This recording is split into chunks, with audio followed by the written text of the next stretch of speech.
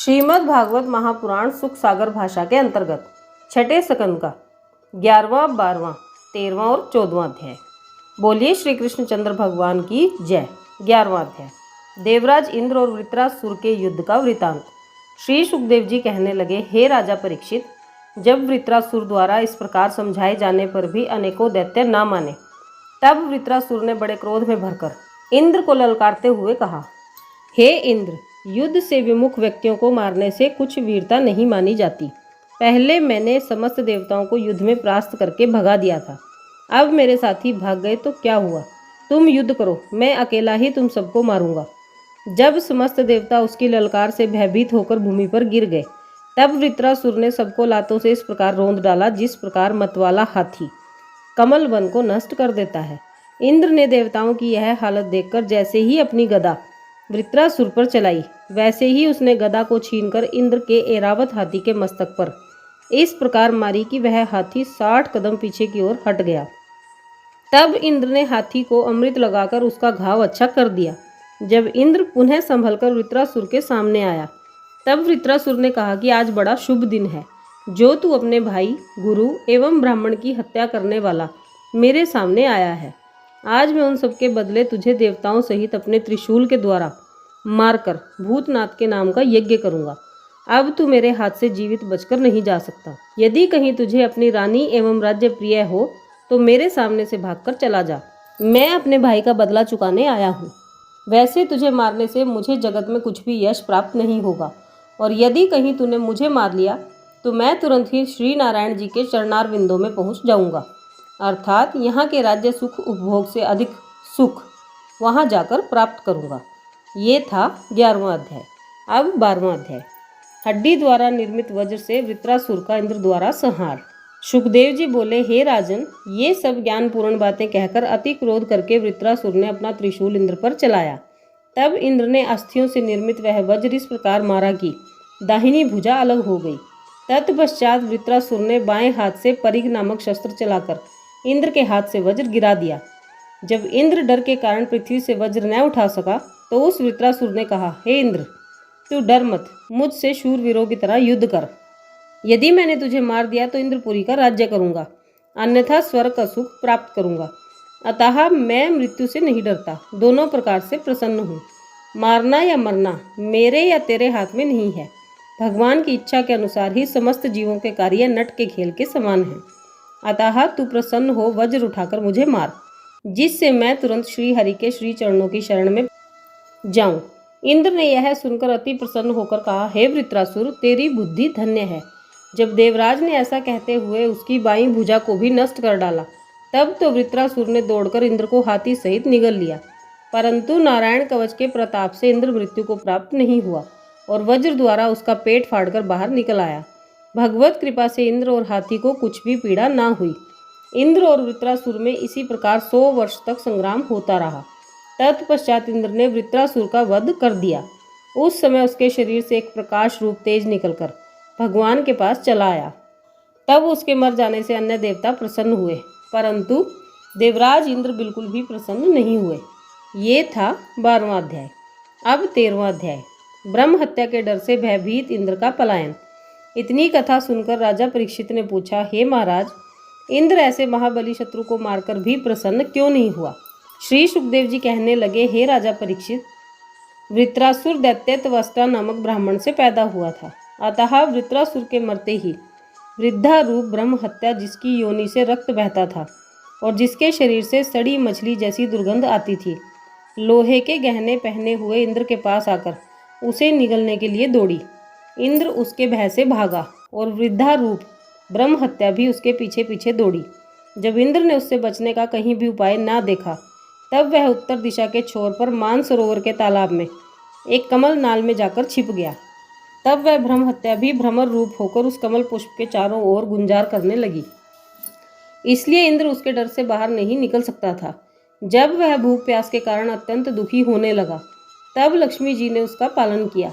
जब इंद्र के छिपे रहने से इंद्रासन सूना हो गया, तब ऋषिवरों ने वहाँ का राज्य नहुष को देने का विचार करके उससे कहा कि हम लोग तुझको इंद्रासन का राजा बनाना चाहते हैं। राजा ने उत्तर दिया कि मुझ में देवलोक का राज्य करने की शक्ति नहीं है। यह बात सुनकर ऋषिवर बोले कि तू चिंता ना कर, हम लोग तुझे अपने शुभ कर्मों अर्थात जब तप का फल देकर सामर्थ्यवान कर देंगे, तब तू वहाँ का राज्य करने योग्य हो जाएगा।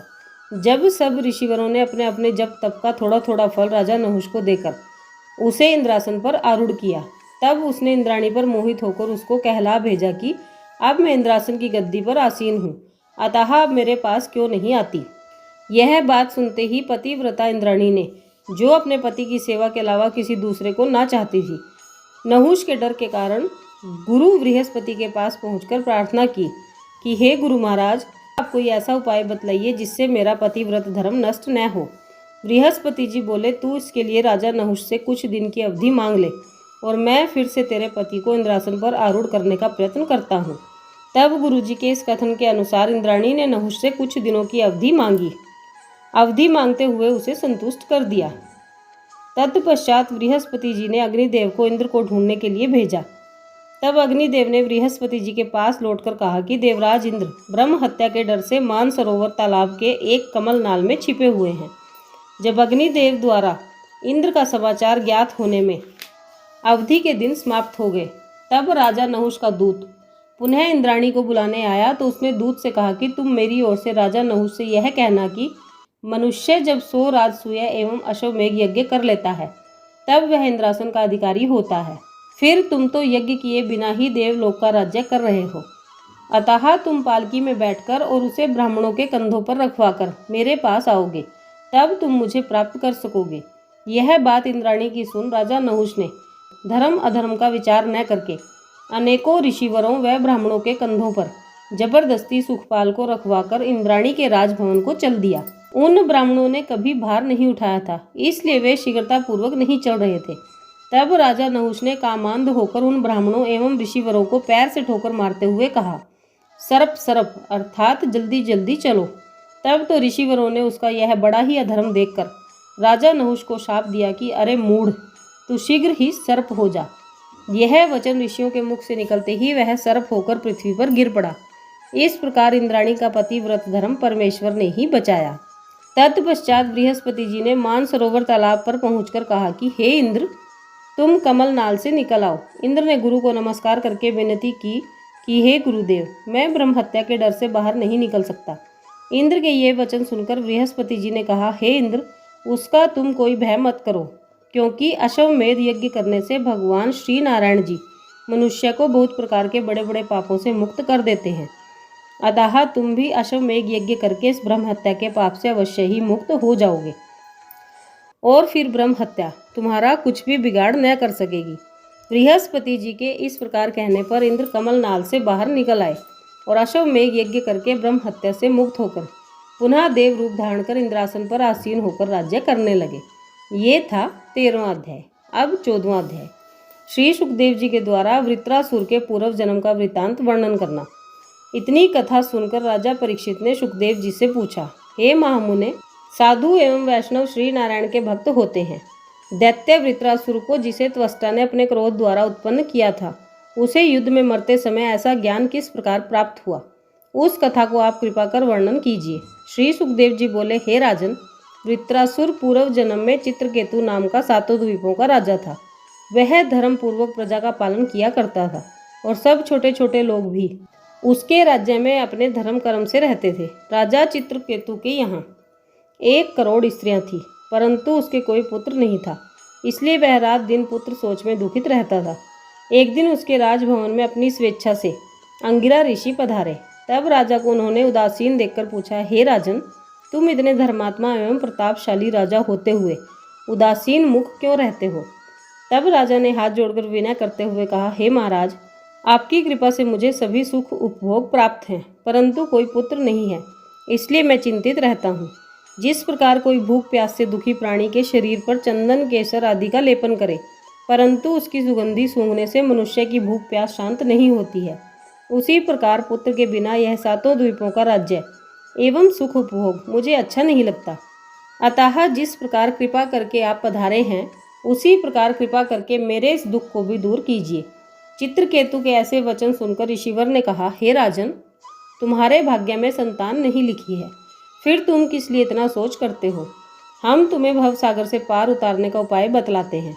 तुम भगवान का भजन करो जिससे तुम्हारी मुक्ति हो जाए।